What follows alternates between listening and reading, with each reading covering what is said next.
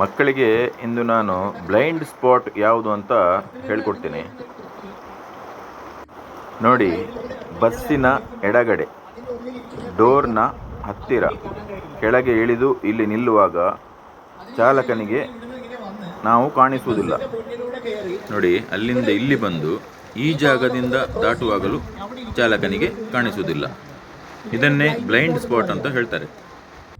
ಆದ್ದರಿಂದ ಯಾವುದೇ ಕಾರಣಕ್ಕೂ ಬಸ್ಸಿನ ಎಡಭಾಗದಿಂದ ಬಲಭಾಗಕ್ಕೆ ಬರುವ ಮಗು ಚಾಲಕನಿಗೆ ಕಾಣಿಸುವುದಿಲ್ಲ.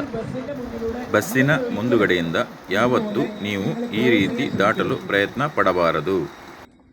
ಮೊನ್ನೆ ದಿನದ ಅಪಘಾತದ ಭೀಕರತೆ ಹಾಗಿತ್ತು. ಚಾಲಕ ಗಮನಿಸಿರಲಿಲ್ಲ. ಬಸ್ ಮಗುವಿಗೆ ಡಿಕ್ಕಿ ಹೊಡೆದು ಮುಂದಿನ ಚಕ್ರ ಮಗುವಿನ ಮೇಲೆ ಹರಿದಿತ್ತು.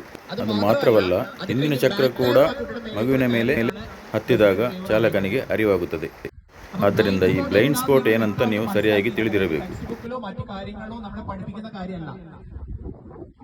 ಬ್ಲೈಂಡ್ ಸ್ಪಾಟ್ ಏನಂದ್ರೆ, ಅಲ್ಲಿ ಕುಳಿತಿರುವ ಚಾಲಕನಿಗೆ ಅಂದ್ರೆ ಒಳಗಿರುವ ಚಾಲಕನಿಗೆ ನೀವು ಇಷ್ಟು ದೂರದಲ್ಲಿ ನಿಂತರೆ ಮಾತ್ರ ಕಾಣಿಸ್ತದೆ, ಇಲ್ಲ ಅಂದ್ರೆ ಕಾಣಿಸೋದಿಲ್ಲ.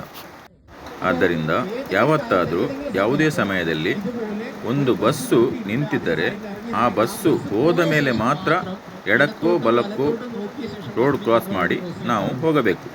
ഈ ഒരു കാര്യം നിങ്ങൾക്ക് മനസ്സിലാവാൻ വേണ്ടിയിട്ടാണ്. താങ്ക് യു മോളെ പേര് റിഫ. അത് വളരെ ഭംഗിയായിട്ട് സഹകരിച്ചു. റിഫയ്ക്ക് എന്റെ ഒരു സമ്മാനം.